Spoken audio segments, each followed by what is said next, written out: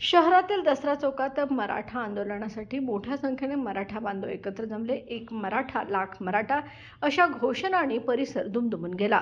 यानंतर मराठा महासंघाचे राष्ट्रीय उपाध्यक्ष वसंतराव मुळीक, बाबा इंदुलकर, स्वाभिमानी संभाजी ब्रिगेडचे जिल्हाध्यक्ष रुपेश पाटील, दिलीप देसाई यांच्या नेतृत्वाखाली शेकडो आंदोलक मुंबईकडे रवाना झाले. आझाद मैदानात होणाऱ्या आंदोलनात ते सहभागी होणार असून मराठा आरक्षण मिळाल्याशिवाय माघारी नाही असा ठाम निर्धार त्यांनी यावेळी व्यक्त केला. यावेळी महिलांनी देखील मोठ्या संख्येने सहभाग नोंदवला.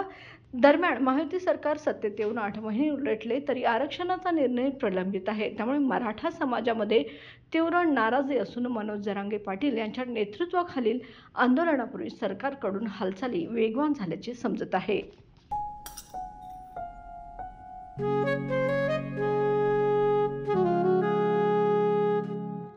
बाबा, आज येताना बासुंदी घेऊन या ना.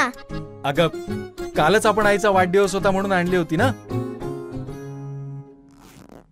ऐकलं, गोकुळची बासुंदी पुन्हा खावीशी वाटतेय. खरं सांगू, मलाही खावीशी वाटतेय.